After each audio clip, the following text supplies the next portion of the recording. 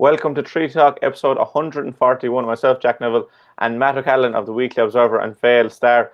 Another busy weekend for Limerick GAA. There's only a couple of games to look forward to, but all the leagues have come to an end. So we'll look back on each individual league campaign. There was also the Junior A Championship win for Croke Kilfinney. So do stay tuned for a very... The game, you get out with what you put into. It's like a walk of life. If you're good enough, go out and get it, no more about it. Not so much control in the centre of the field from Kilkenny as Richie Bennett sends it high and over the bar. Your mother sends you down to the shop for a pound's worth of goods and she gives you 50 pence. You can't get the pound's worth of goods, can you? Just about kept in. Oh, well, God, Shawnee Buckley. To do that to Tomas O'Shea, he deserves to score from here. One of the highlights of the Sunday game. Limerick went out there from the word go today. No more about it. They made all the running, that was it. Put the ball over the bar and the back of it, and that's it. No ifs, no buts. Is there much time left? We have a couple of injuries. Here comes Kieran Carey. Carey leading the charge of the left brigade. 45 metres out. He's a chance to score. He's put it hard. There's no sympathy in this game for anybody. Well, Matt, today I think we'll start again with the footballers this weekend. Obviously, the league campaign came to an end last weekend against Derry in the Division 3 semi-final. They finished 17-13 in Carrick and Shannon. But it was a real solid performance from Limerick against a very strong Derry side. I suppose, what did you make of the game? Yeah, I've just come to it in a second, but this week is the 25th anniversary of Kieran Carey's famous point, which you used there in your intro. And I suppose one of the greatest points of all time, because it's a point that won a Munster Championship game and knocked the All-Ireland champions out. Like, the significance and the importance of the point, and at the stage in which it came, it was simply phenomenal. And those of us that were lucky to be there on that day, you weren't born, Jack, I'd say. You know, it really, really one of the highlights to something special. And you know what, Jack? It's like old wine. It gets better with age. The more often you'd see it, the more you'd absolutely enjoy it, and the more phenomenal it is.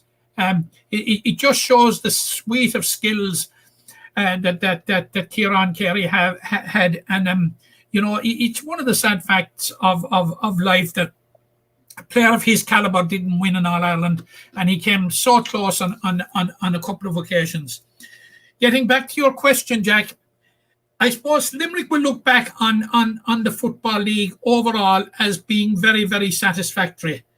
You could probably say that they came tantalisingly close to winning promotion for a second year in a row. And if you were talking in terms of that 2 years ago, you'd be nearly arrested, because you know. But it gives you a sense of how far Limerick football has come in that time. Now, they came up against a very, very competent Derry team. You know, a Derry team like that 3 years ago dropped to Division 4, which was unheard of in Derry. And you must remember in this millennium alone, Jack, that Derry have won the National League twice. And then we're talking about Division 1 now, and they beat Kerry in one of the finals, which doesn't happen too often for the lesser counties, in fairness. But certainly Limerick, Limerick weren't overawed by Derry. They weren't overrun by Derry. They really put it up to Derry for long, long periods. And we'll get a sense, I expect we'll get a sense of how good this Derry team are. First of all, we'll get it. We've only to wait till next Sunday when they play Offaly in the Division 3 final. And then we'll get it during the course of the Ulster Championship. But now I only saw about 10 minutes of the game, I must admit. But reading about it and speaking to people that were there, you know, most people were in awe of how good Derry were, and equally in awe of the performance of Limerick, the way they put it up to them. Now, this is the fourth meeting that these counties have had in this millennium alone, twice in the championship, twice in the league. There's been very, very, very little between them. Absolutely very, very little. 2 or 3 years ago, when Derry came to the Gaelic grounds, Derry were riding high, going for promotion from Division 4. Limerick were down in the dumps at the time. it was a very, very close game. But I suppose, if you look for what was the difference, Derry had a guy called Shane McGuigan, who was certainly one of the top footballers in the country at the moment. And he's their go-to man. And certainly when you're coming up through the ranks, having a player of his caliber is absolutely invaluable. And but I think overall Billy Lee and his management team are entitled to be very, very happy with their league performance to date. Now, in many ways, it was a funny league when we set out at the start of this league, and when we were discussing this league, the whole talk, Jack, was here is Division 3. Here are two of the 2020 provincial champions in the league, Tipperary and Cavan. And rather than throw their hands up in the air and say, oh, sure, look, they're going to win it, the other counties knuckle down. And what do we see? Cavan and Tipperary, instead of being promoted, are both relegated. And the vagaries of the league, Limerick went to Aughrim, had a huge win over Wicklow. Wicklow in turn went to Navan and had ground out a fantastic win, a landmark win for Wicklow over Cavan to preserve their league status. It has been a funny league. The two odds-on favourites, I suppose, from the start would have to be the provincial champions, although Derry, who just missed out on promotion last year, Jack, would have also been among the favourites for promotion. So I think as far as Billy Lee was concerned, the first job when you're promoted, all right, you can deep down have ambitions to be promoted again, but the first ambition and the first job to be done is consolidation. And I think they did that very well. Yeah, they definitely did that very well. And I suppose they set the ground or the bar high at the first round win over Tipperary. But just looking at Limerick and Derry, Derry, obviously, that game you mentioned, Gaelic Grounds, Derry won that and won promotion. And they were very unlucky last year to miss out on promotion, but rebounded well this year. Is that something that Limerick can look towards this Derry setup and say they had the year in Division 3 and then they kicked on again? Yeah, I think it's possible. I think it's possible.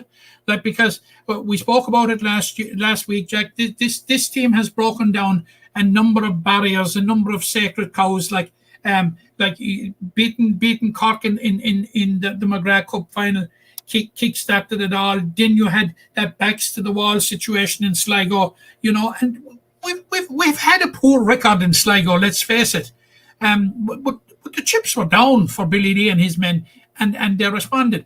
Likewise, a couple of weeks ago when they travelled to Aughrim, it was a same type situation, and everybody talking about Aughrim is the graveyard of so many people's hopes, and it has been the graveyard of so many people's hopes. And John Maughan, during an interview since Offaly had been to Wicklow, referenced it and referenced it as being one of the defining moments in Offaly's season so far, that they won in Aughrim.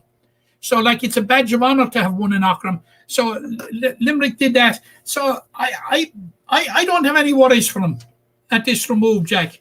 And I think they will go into the Munster Championship in pretty good fittle. And just talking about that Munster Championship game against Waterford, what learnings can they take from this year? Obviously, last year they were in the same division as Waterford. Will it be more difficult this year coming in, obviously, as a Division 3 team that were so close to Division 2 with that added pressure, or will that give them extra impetus to go out and show what they've learned over the last 2 years, we'll say? A bit of both. There'll be a small bit of pressure and there'll be a small bit of expectation, but there will be impetus with them. But another factor that will play into it as well is that Shane Ronayne has taken over as Waterford manager, and he has been the very successful manager of the Tipperary ladies football team, and also he's the very successful manager of the Mourne Abbey ladies football team, and he's been involved with Cork teams. So he's coming with some pedigree, Yeah, it'll definitely be a different Watford setup. But I suppose that game is a week away, and we look forward to it next week. But just from Limerick overall in the league, like who were the standout players for you, or who were the new players that kind of put their hand up? I know it's probably been a tried and trusted team for the last 2 or 3 years, but who has really put their hand up and said, "This is my year to kind of break onto the scene"? It has been a tried and tested team, and Billy has gone for more of the same. I suppose we all know about Danny Neville and what Danny brings to the table, but now we have the Bucks up there, which are serious players. Killian Fahey continues to grow as an inter-county footballer, in my view, and we've had a number of outstanding performances at fullback by Brian Fanning, who must look back on the league as a very, very satisfactory campaign for him. Ian Corbett, of course, we know about him. Rob Childs, Gordon Brown nailed down a place on the side this year and had quite a good campaign. There are quite a lot of positives out there. Yeah, there's definitely a lot of positives. And as I said, we'll look forward to the Watford game in depth next weekend. But just moving on, because I want to get through all the leagues, but go on to the hurlers. And I suppose before week 1, you're looking for 3 leagues in a row and to maintain their unbeaten status. And then after 3 weeks, you're just looking for a solitary win, and you finish with 2 wins on the bounce. It was a mixed campaign for John Kiley's side, to say the least.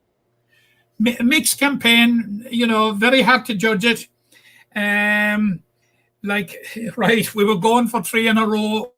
I suppose deep down, the real green part of us expected that the trip to Mullingar would be a coronation, but it wasn't.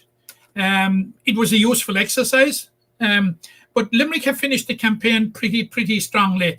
Now, in the league, the way it is structured, trips to Galway and trips to Waterford, Jack, are difficult assignments. So there's little shame, I think, in losing those, because Limerick were sort of in an experimental phase, if you like, because there were 4, 5, and 6 changes from game to game as John Kiley was working on his formula. Now, as I said last week, a lot of the work and a lot of the experimentation that was going on in the league would previously have been going on in the Munster League. So it was a league with a difference, and it's running straight into the championship now. But 2 significant wins at the end of it. A very comprehensive win over Cork, and it was a Cork team that was shorn a number of first-line players who had miraculously recovered in 7 days to face Galway last weekend, and a victory over Westmeath. I suppose you would expect it, no disrespect to Westmeath, but a victory over Westmeath would be something of a routine victory anyway. And having said that, well, Westmeath were plucky, and they were plucky for 50 minutes of it. And asked Limerick a few questions, and I'd imagine John Kiley, Paul Kennerk, and their backroom team wouldn't be one bit unhappy that they were asked questions. And the more questions they could have asked at this remove so near the championship, they would have been very, very happy, I'd say. Yeah, and I suppose it's probably better to finish on a high than to finish with the losses. I know, as you said, against the win against Westmeath was to be expected, but at least they have that small bit of momentum, especially considering that round 4 win over Cork. Yeah, that's the point. That's the point. The league took a turn practically on the home straight, and Limerick had gone 3 games without a win, a draw with Tipperary, losses to Galway and to Waterford, and then to come up with the 2 victories over Cork and Westmeath. I think it was crucially. It was hugely important. The victory over Cork was hugely important because Cork don't, home and away doesn't seem to faze Cork as much as other counties. And of course, we spoke about home and away in the context of no spectators, that the home advantage isn't the same. But Cork are quite happy travelling up to the Gaelic grounds or travelling to Simple Stadium. I thought the performance that night, notwithstanding that the number of frontline players that Cork were missing, I thought that was a performance full of promise. And I would sort of read more into that than I would read into the victory over Westmeath, which was expected anyway. Like, we didn't go into the Cork game expecting to, we were expecting to do well. We were expecting to turn it around. There was no way we were expecting to win it in the manner in which we did. No, that's 33 points to 219 win. Probably wasn't expected. But on the losses to Waterford and Galway, and Grode Hegarty kind of touched on it during the week, it probably wasn't a bad thing for Limerick to lose a game after that long unbeaten run. It probably just takes the pressure off the players just a little, and they'll still probably go into the All-Ireland Championship as favourites, but that expectation is just a little bit lower, and it's probably easier for John Kiely and his side to go into the game, and the world didn't expect it of them. Yeah, you're right, Jack. Sure, you know, since last Christmas, since the All-Ireland final, the hype about Limerick has been phenomenal. The team to beat them hadn't been born yet was nearly the narrative, you know. And that's a fair way to carry on their shoulders. 13 games unbeaten, like they have done it all. So it releases the pressure somewhat, to show that they are vulnerable and that they are, you know, that they are beatable. You know, but suddenly the narrative has changed. As late as this morning, I have been reading that Galway and Limerick are the favourites for the championship. So we haven't exclusive right to favouritism anymore, which is a good thing. Yeah, and it's definitely, you can see from these players that they probably come up through the grades and they had won coming up through the grades, but Limerick hadn't won much. So they're definitely a team that kind of thrives on that underdog nature, as they showed in 2018, but they're equally adept as they showed last year in going in as favourites. But just touching on Galway then, our Galway, and we mentioned it in the preview of the league, that Galway are probably the team that we thought could give Limerick the best game and could beat them. Did they further that stance during the league, Galway? Yes, in my opinion. They absolutely confirmed what we suspected about them. And you know, I think Galway are an extremely good side, and they are the biggest challengers to Limerick's All-Ireland crown. We've said it from the start of the year. I've seen nothing to change it. All right, they went to Thurles and they lost. Like they were heading for loss, many people thought last Sunday when they were 6 points down at half-time. And you must remember that there was no Johnny Cohen last Sunday. There was no Joe Canning last Sunday. And we have seen the amount of influence that Joe Canning has been exerting on games in this campaign. He has been absolutely outstanding. Joe Canning is probably playing some of the best hurling of his career at the moment. And he has sort of adopted a new role of kind of playmaker. You know, he's the conductor of that team now. And he didn't play. Yet they came back and they won in style. They have a serious attack. Now they might have slight concern defensively. Certainly, if there is an Achilles heel in the Galway team, it probably is their defence. But if you look at the individuals that are in the defence, it's very hard to see why. But certainly, the potency of their attack is just simply phenomenal. Yeah, and outside of Galway, then, was there any teams that further their credentials, or conversely, any team that you thought might be challengers that kind of failed to flatter in the league? Well, I'll answer the question the other way around, Jack. In that. We spoke when we were speaking about the league. You will recall them particularly when we spoke about Tipperary, and we were analysing the reason as to why they sort of fell off the cliff last year, and we were saying that it was the experienced players that didn't step up to the mark. I think during the league that we saw that we may not be exactly correct in that. Now we did put the caveat that there could be one last hurrah, and we're talking about the Mahers, Brendan and Padraig. We're talking about Patrick Maher. We're talking about Noel McGrath. We're talking about Seamus Callan, and certainly from a Tipperary point of view, they had very promising league campaigns. Yeah, and I suppose they probably weren't played in all 5 games. There's probably an air around Tipperary to let these lads rest and let them play every now and then because they know how to mind their bodies. But just back to Limerick and I asked you just about football as well, there was probably a lot more variety in the teams John Colley named. Who stood out for you, be it players we've seen before or new faces into the side? Well, I suppose it's easy to say Colin Coughlin. His performance, although I'm saying it before and I'm saying it again, I'm not one bit surprised at it. He stands out, and Cathal O'Neill, certainly when Cathal O'Neill came into the last game, he certainly showed what he's worth. Now, John Kiley gave an awful lot of people game time. David Reedy had a couple of very, very good games in the beginning. Unfortunately for him, he picked up an injury. Like the other positives, Brian O'Grady got 2 starts. I honestly thought that the first one may have been difficult for him. He started at midfield. Now he was an enforced change the last day against Westmeath when Dermot Burns had to cry off, and I thought he did quite well. And he showed, I think, that he learned from the first experience. Mark Quinlan was another man to make his debut.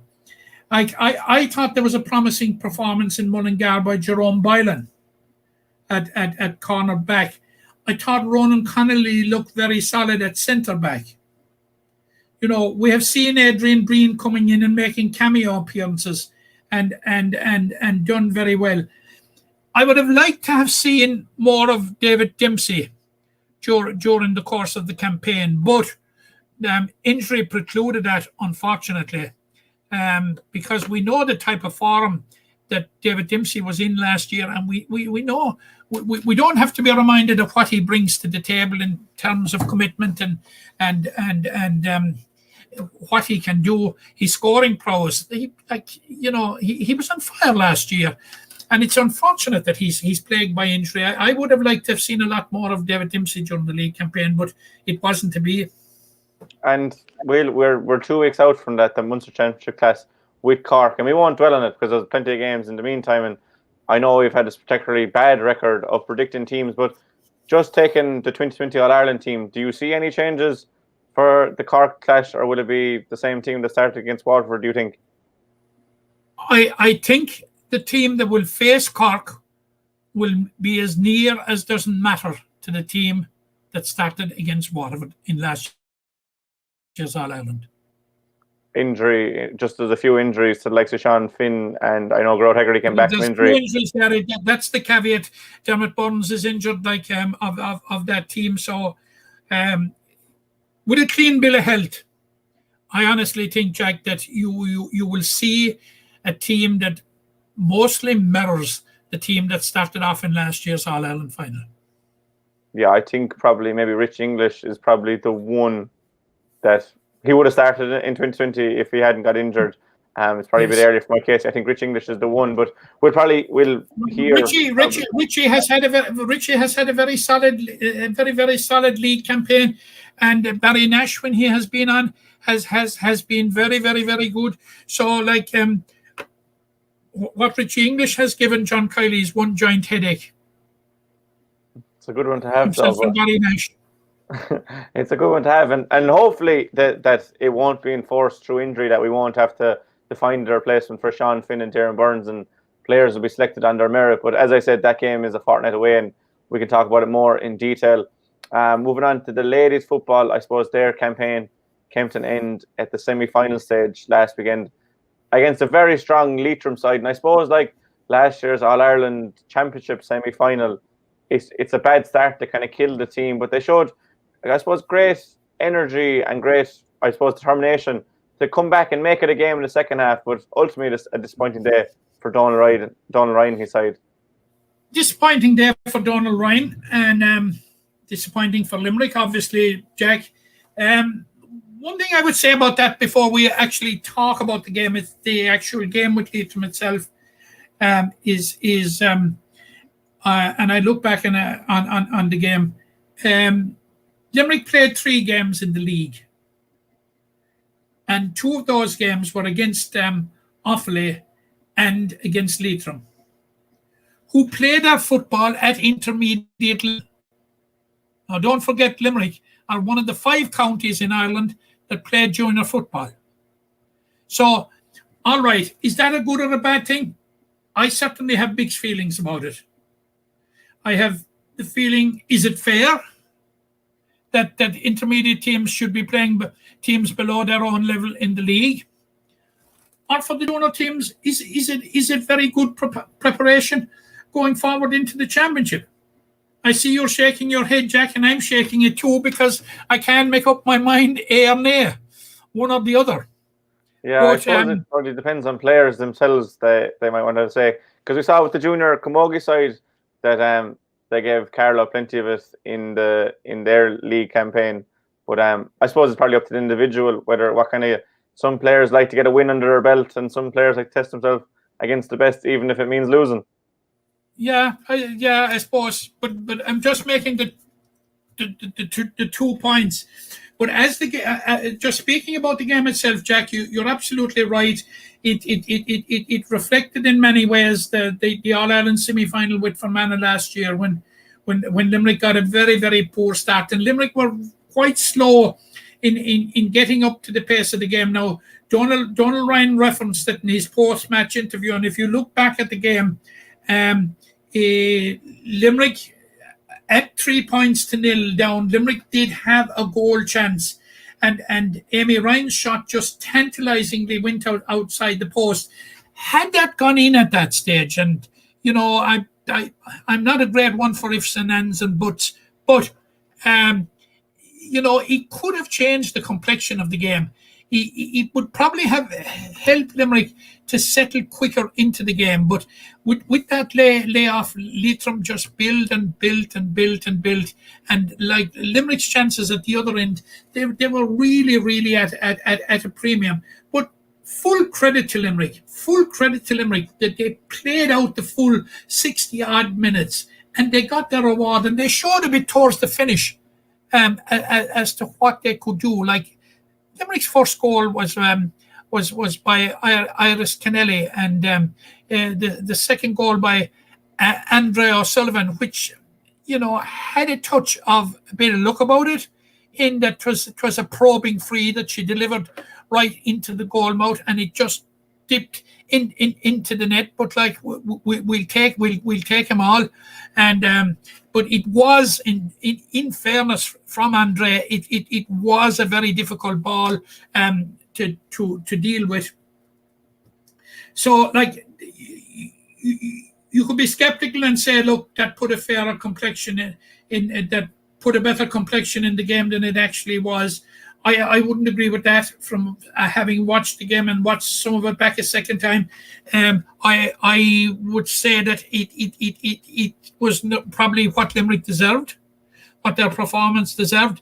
Like, now I know Donald Ryan mentioned maybe the heads dropped when they missed the goal. I don't think so.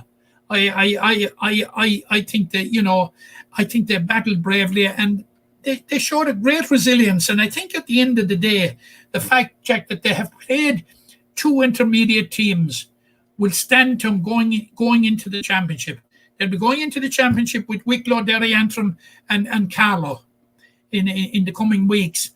And I'd be quite hopeful now. It's a 5-county group, and 4 out of the 5 will go through to the semi-finals. So, look, I'd be very, very confident that we'll be one of those 4 anyway. But I think overall, Donald Ryan will take a certain amount out of it, in that he was playing counties above our own level, and that they will have learned quite a bit from it. Yeah, and I suppose you kind of put to the question whether it's better to play teams above you, or is it better to play teams on your similar level. They beat the only team that they're going to play again this summer in Carlow. For you, which would you prefer as a manager? Would you rather your players are playing at a higher level to know where you have to get to, or to play the likes of Carlow and Wicklow more regularly and then play them in championship again? No, I would go for the former, Jack. I would go for the teams. I was just tossing it out there in the beginning, and I was saying, look, I can't make up my mind, but really deep down, I honestly believe that the best preparation for the championship is to be playing teams above you, and see where you have to get to, because let's face it, they have come through where you're expecting to come through from. If you can get my drift on that, they started off as juniors and progressed on to intermediate, and it gives them like a sense of where they have to get to win the championship. Yeah, it's definitely beneficial playing teams if you can compete, and not necessarily you don't have to win, but that you can just compete and just test yourselves. But Limerick aren't playing their first round until the 11th July. They're playing Wicklow. Like that's actually a decent time compared to other teams that are only having maybe a week or a fortnight to prepare. So from what you've seen so far, where can Limerick improve on? They've scored 2 goals in every game, so obviously that's probably an aspect that they'd want to maintain. But defensively and also in their general play, is there any areas you've seen where there's room for improvement? Yeah, well, then there were a number of changes that were made the last day for the Leitrim game. The team captain Niamh McCarthy moved back into the corner.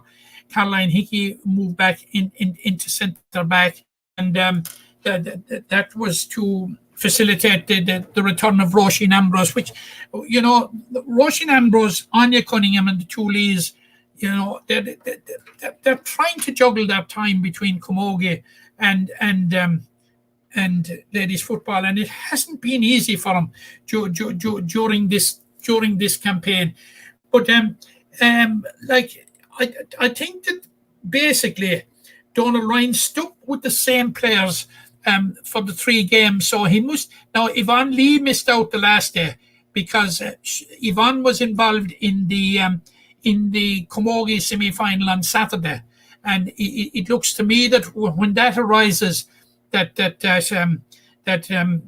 Donald Ryan isn't prepared to put that type of pressure on him to play 2 games in 2 days, and he's absolutely right, because we saw the previous week with the seniors where Anya Cunningham and Roisin Ambrose against Carlow were rested because of their exertions the previous day with Camogie. So let's hope that Donald Ryan will not be juggling with that problem or that conundrum. Although I suppose it's unavoidable maybe when the championship starts in the middle of July. But you're right about the forwards. You know, they have been pretty free scoring, and they've got very, very good scores. Like Andrea Sullivan is a huge player for Limerick now. Is probably one of the most experienced there is. Now, Amy Ryan, hugely experienced as well. She's the target woman, and if she has a fault at full forward, it's probably that she's too unselfish. You know, she's prepared to move the ball around maybe at times when perhaps she should go herself. Iris Kennelly, like the return of Iris Kennelly is a big plus, and she's getting into the team. And I certainly would like to see all the Camogie players on board for the championship games. I think they're very, very important. Roisin Ambrose, Anya Cunningham, very, very, very, very, very important. Will Caroline Hickey be moved from centre back to midfield again? I don't know. And Niamh McCarthy come out to vacate the corner for Yvonne Lee. There are some of the imponderables, but there are some of the options that are there for Donald Ryan. Yeah, there's certainly options there, and overall, Matt, it was a positive league campaign and something they can build on going into the championship as they look to win a second junior title in 4 years. Yeah, I would think so. I think there was a lot of positivity in it. Like Donald Ryan started last year from a very low base, Jack, in that he brought in a whole raft of of new faces like that. There are only 3 or 4 survivors from 2018, and this year we are 3 years down the road, and it's a huge turnover, massive turnover of players. And then we had the departure from the panel at the start of this year of Cathy Mee, and we know what Cathy brings to the brought to the table. Is taking a year out, and it's a huge loss. So you could just imagine that if you had an attack with Cathy Mee, Andre O'Sullivan, Iris Kennelly, and Amy Ryan, that type of experience and that type of quality, you would have a very, very serious attack. But it is what it is. You're right; they're getting 2 goals in every game. It's a good turn. I think overall, despite the defeat by Leitrim, I think that it's positivity. Donald Ryan will take positives out of it, and look, roll on Wicklow in the championship. Now, by the same token, Wicklow are the championship favourites. Now, I don't know who came to that conclusion, but somebody somewhere along the line has decided that Wicklow are the championship favourites. Perhaps they'll justify it. We'll see. We'll see on the 11th of July. But as I said, I think Limerick are better at all codes when they're underdogs. I think we're kind of an underdog county. But moving into Camogie, we have a siege mentality, Jack, when they're writing us off. We do. We actually have Camogie games to look forward to this weekend. We have 3 games. The seniors are in action against Clare in the preliminary round of the Munster Championship. The juniors are playing Kerry, and under 16 side are out against Clare. I suppose the adult games are on Saturday, and the under 16 game is Sunday. Before we look into those games, Matt, we'll reflect on the league campaigns. I suppose the seniors came to conclusion a fortnight ago against Kilkenny with that brilliant performance that we spoke about last week, and then last Saturday the junior side were beaten by a strong Wexford side. So overall, and we'll take it as one, because Pat Ryan is over the whole team, and although they've been fairly strict in moving between the two, it is one panel more or less. It was a real positive start for Limerick this year after a really low 2020, to be fair. Yeah, and when we were discussing this last week, and particularly in the context of the team playing Wexford, and I was in Bor last Saturday for the game against Wexford, I spoke about particularly that because of the decline in the fortunes of Wexford Camogie, you would normally have Wexford first team playing in Division 1 and their second team playing in Division 2, but because the first team got relegated to Division 2, we had the second team gone down to Division 3. And Jack, they looked every bit of it. They were a powerfully strong side. And by the way, and that's another point, like the draws were made for the championship, and I presume you'll be talking for the Camogie championship, and I presume you'll be touching on it before we leave this subject. But Wexford are in that junior, and they certainly are a team that are fit for intermediate. There's no question about it. Now, also Armagh are in the draw. Now, Armagh won the junior championship last year. So how many times do they have to win it before they're promoted? But that's another story. And coincidentally, the two of them are going to meet in the Division 3 league final. But getting back to the game last Saturday, for 55 minutes, Jack, that game was in the melting pot.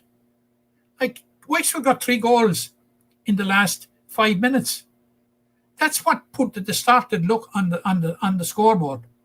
Now, up to that point, Limerick Wexford had been able to get their scores that little bit easier. Limerick had to work to get their scores, but they got the tonic of a goal just on going in. It was literally the last action of the before the second water break. Anya Harrington delivered the perfect ball in. Stephanie Wolfe met it on the meat, right in, and the first goal of the game, and a very, very good goal, and a major boost when you were going into the last quarter. And I think they were trailing at that stage by that brought the margin back to 4 points. But it was those 3 goals. Now, the defence had been under enormous pressure, Jack, throughout. And let's make no mistake about that now. They'd been an enormous. Now, Aoife Coughlin back there was absolutely immense at centre-back. I thought Yvonne Lee had a very, very good game at cornerback. Who I thought was outstanding throughout was Megan Ryan. But they had their backs to the wall right through. And you know, the incessant pressure, Jack, it finally told, and Wexford got the goals, well-crafted goals in all cases. But a disappointing result for Limerick. But I think Pat Ryan will take an awful lot out of it, because you must remember that Pat Ryan has 2 panels. He has 2 panels. The juniors have played 4 games. The seniors have played 4 games. There has only been one change, one interaction between the panels. And that was the promotion of Anya Cunningham from the junior to the senior panel. Like, but we don't have the situation whereby the subs on the senior panel that may be eligible for junior are playing junior. They're 2 totally independent panels. This is what we have, and it looks to be the policy, and certainly it's a policy that, you know, in the context of both leagues, you can't say, but it worked, because both teams got to their respective knockout stages, so very few can argue with that. So I think overall Pat Ryan will be quite happy with the progress that he has made since he has come in. Now, this is a very, very busy weekend for Limerick Camogie, as you flagged out there at the beginning. We have the senior team will be the first in action, and I got it wrong elsewhere when I said that the under 16s were going to be the first in action. They are not in action actually until Sunday. But having said that, Saturday is still a busy day for Limerick Camogie, and that the seniors are in Clarina at 3:30, and they're taking on Clare in what is the quarter-final of the Munster Championship. And, you know, Clare certainly will not be short of motivation following their when the sides met in the first round down in Father McNamara Park, and Limerick had that very, very good win.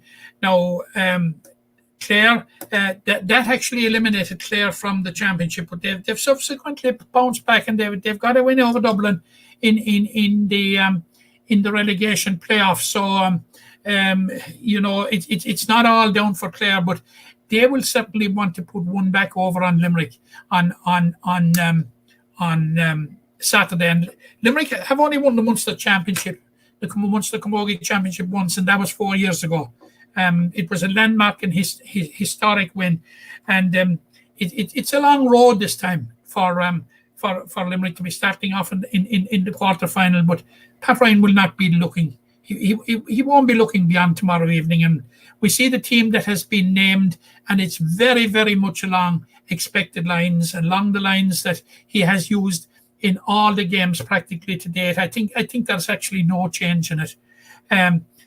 Now, later in the evening at 7 o'clock, the attention will turn to Fedimore and the Munster Junior Camogie Championship, and a tilt with Kerry. Now, this will be very, very interesting in that, as far as I know, it's Kerry's first team.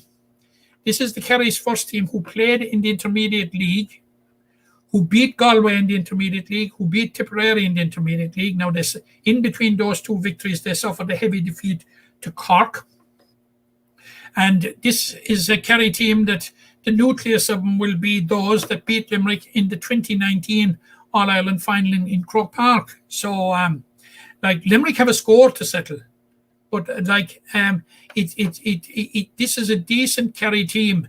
And I remember that day in Croke Park when I held the Kerry interviews, and they were attributing their success in the All-Ireland Junior Championship to the fact, and that we spoke about in the context of Limerick ladies football, to the context that to the fact that they played their their Camogie in the intermediate league. And what they learned from it, it helped them to get over the line in the juniors. So Limerick will look to be up against it. Now, Pat Ryan has made a number of changes. Obviously, Michelle Curtin is still not available, and she was a huge loss in Wexford. He's made a change again at fullback. Aoife Coughlin has gone back fullback. Roisin Mann is recalled to the side, and she's coming in at left cornerback. And we've Shauna Cunningham, who I thought had a very, very good game in Wexford against Wexford as well. A very, very good game. Shauna has moved to centre halfback, and Stephanie Wolfe is moved into the forward. So he's made a number of changes. Alana Mulcahy has come out of the full forward line into the half forward line, and Sarah Shanahan is coming in at midfield. That will be Sarah's first outing with the team this year, and that will be interesting to see how she fares. Limerick, you'd have to say, if it's Kerry's first team, they're up against it, Jack. There's no use in saying otherwise. For a second week in a row, they will be playing what in effect is an intermediate team. So, look, Pat Ryan will be just looking for a performance and hope that they get over the line. Now, on Sunday, then, we have the under-16s. The under-16s are playing in the All-Ireland Under-16 A Championship. Absolutely the top grade. Now, they went to Ballinasloe last Sunday, and they got turned over by Galway. Galway are very, very, very strong at that level. So they have a chance to get back into contention in Clarine on Sunday at 2 o'clock when they take on Clare. Now, Clare haven't a bad record at underage in recent years either, but it's a must-win game for Limerick. Anything other than a win, and they're out. So, look, the best of luck to Paul Neenan and his girls. Let's hope they get over the line on that one. Yeah. Now, we just referenced the draws there, Jack. Yeah, I was just going to comment on that. Yeah, and I think that Limerick have got a decent draw. Yeah, a decent draw. I'll just take you through the draw there for anyone that didn't see it. So the senior side are in Group 1 with Tipperary, Wexford and Offaly. And I suppose the first thing you'll take from that is that they've avoided the old big three of Cork, Galway and Kilkenny. Now, Tipperary have really kind of pushed that, and it could argue that it's a top four now at this stage, but they have avoided the big three, and they have wins against Wexford and Offaly in recent years, and they pushed Tipperary a long way in 2019 quarter-final, so it's definitely a positive draw for Pat Ryan's senior side. It is a positive draw, and if they can recapture anything like the form that they showed against Kilkenny, and if they can recapture the form now, and I've said this last week, that reflecting back on the Galway game, if you extrapolate the 3 goals out of it, and you know, goals win games, but it was a decent performance, and that was borne out by the game against Kilkenny. And of course, we know we beat Clare. If they can recapture that form, like there are winnable games there now. There has been very little between it in the past, in recent years, as late as last year, when it was decided in the boardroom who won between Limerick and Tipperary, with that controversial point and the scoreline being wrong and all that sort of stuff. Eventually, the powers that be decided that Tipperary had won the game, which I suppose was fair considering what happened on the day. I think we all had it that Tipperary had won by a point, and were pleasantly surprised when we went down to be told that it was a draw, but it was subsequently rectified. It took it 48 hours to rectify it. So, look, they don't have any fears about Tipperary. Like, they've beaten Wexford the last time they met him in the championship, and they've beaten Offaly the last time.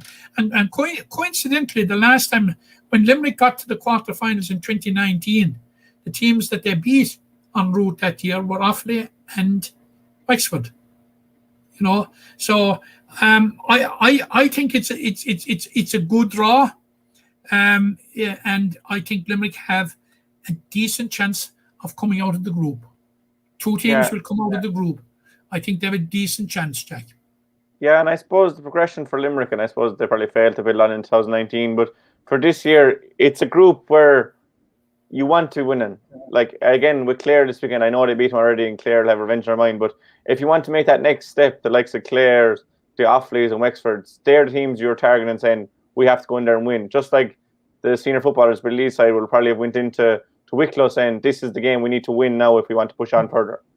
Yeah, absolutely. A lot will depend on where on the sequencing of the games, where they will fall, whether it's home and away. I think it's home and away in those games. You know, that there'll be a lot of factors like that will come into it, because there's going to be crowds back, and this is not taking off until the middle of July. So, like, you know, that there could be even greater numbers allowed at these games if this experiment with spectators is to work out satisfactorily. Now, in the junior draw was a very, very funny draw in that Limerick came out of the hat with 3 Ulster teams, Cavan, Antrim and Down. Now, it'll be Antrim and Down's second teams, and it'll be Cavan's first team. Now, in that particular draw in the junior championship, Wexford have been drawn in the same group as Armagh, which would be the 2 top teams. I would say both of whom, in my view, should be playing intermediate. But they're in the one group, and I suppose it's safe to say that they will probably come out of it. I think they're in the same group with Waterford, if I'm correct. Yeah. Who didn't root up any trees, certainly during the league this year. Suffered 3 straight defeats in the league. So it looks as if those 2 will come out of it. But 3 games against Ulster opposition, like it's unusual given the randomness of the draw and everything that you should draw 3 Ulster teams. But I honestly think that Pat Ryan again will be very, very happy with that draw. I see no reason at all why Limerick can't come out of that group, Jack. Yeah, and I suppose it just this weekend games will just act as further preparation for those championships down the line. And again, we wish the best of luck to all teams playing this weekend.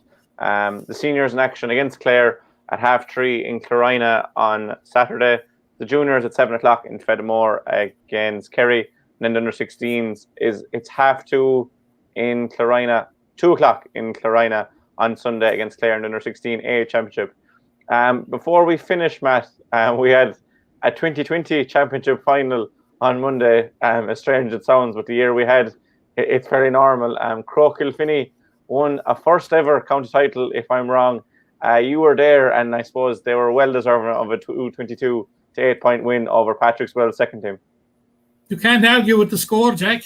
No, you can't. Certainly, and you know it's. I've been inclined to say that in 1 or 2 cases there in us that we reviewed, like the score maybe was a distortion when I was saying about 3 goals in the last 5 minutes for Wexford and all that sort of thing. I don't think on this occasion, and even the most partisan Patrick's Well supporter would put their hand up and say, you know, that in many ways it was a fair reflection of the game. What a way to win a first county championship.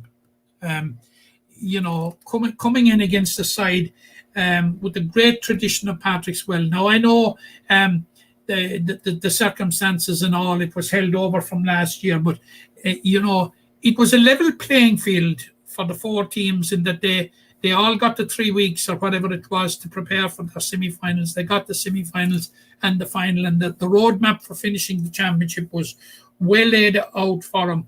And I don't think there can be any argument on that score. But the emphatic nature of how Croke Kilfinney emerged as champions, absolutely, it's indisputable. Like, I was impressed with him when I saw him against Clahan. But again, it's very, very hard to benchmark one semi-final against the other semi-final. And like the general belief was that Patrick's Well were in with a serious shout in this final. And the general belief was that it was a final that could possibly go down to the wire. But Croke Kilfinney took the game by the scruff of the neck, literally from the start. They were like fellas that were used to appearing in county finals. This first county final nerves or any that sort of stuff. There was none of that there. And the quality of the hurling that they played, but the quality of the work rate, Jack, and the quality of the intensity that they brought to it. And it was a sultry evening in the Gaelic grounds, compounded by a few light showers just before the game started, believe it or not. You know, made it very clammy, but they sustained it for the hour. And the finishing was par excellence. You had, first of all, Jack Linehan. We all knew about him, and we had Brian Hannon. Brian Hannon showed cameos in the quarter final of what he could do when they were closing it out in the second half. He brought the full hand to the Gaelic grounds last Sunday. He got 5 points from play. Absolutely, all quality scores. And then, of course, we had the introduction of Declan Milan. You know, you come on in a county final. It's like something you would absolutely dream of, but that wouldn't be a hope to come true. You come on in a county final and you score 2 goals, and like it's the stuff that dreams are made of. Although I was at the opinion going into the county final that and going into the county championship that with Declan Milan on the bench, like that, it to me gave me a sense of the strength of the Croke Kilfinny team. Now Seamus Hickey turned back the clock, had a fantastic game, his first game since transferring from Maru Boher, deputising again at centre back for the unfortunate Tom McMahon, and we wish Tom the very best of luck. It's unfortunate that injury deprived him of being part of what was a very, very special day for the club that he has served so well. But overall, it was a very, very consummate performance by Croke Kilfinny. Congratulations to him, Croke Kilfinny. They now make the step up to intermediate. Jack, they're well equipped to do it. And I honestly think that too many sides will not fancy facing Croke Kilfinny in the vein of form that they showed in the county semi-final and final. Great for the game of hurling. Great to see a new name coming on.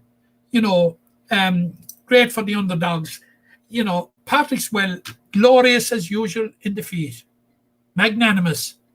You know, stood and applauded him for the presentation as only you'd expect from Patrick's And of course, probably the swan song for Barry Foley, who was given great service not just to Patrick's in Limerick, but to the game of hurling.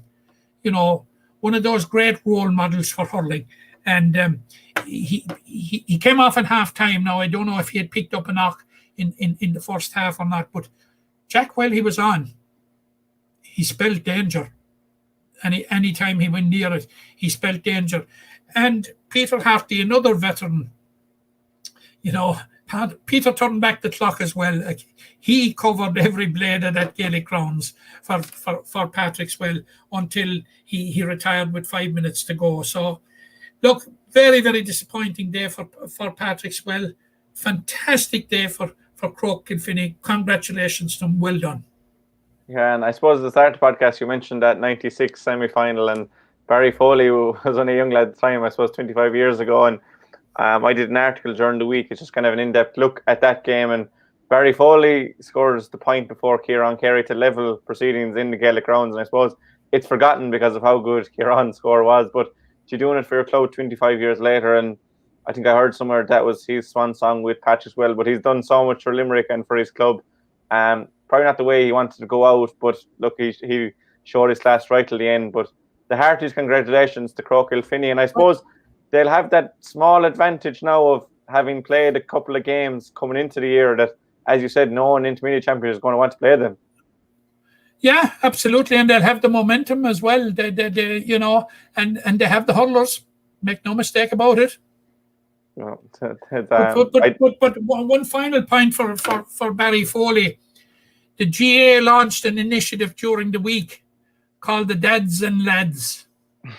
It's basically for people that want to play. I think it's Gaelic football, but I presume they'll expand it to Gaelic hurling. Let's politely put it, Jack, that it's for people that want to continue playing when they've reached the veteran stage.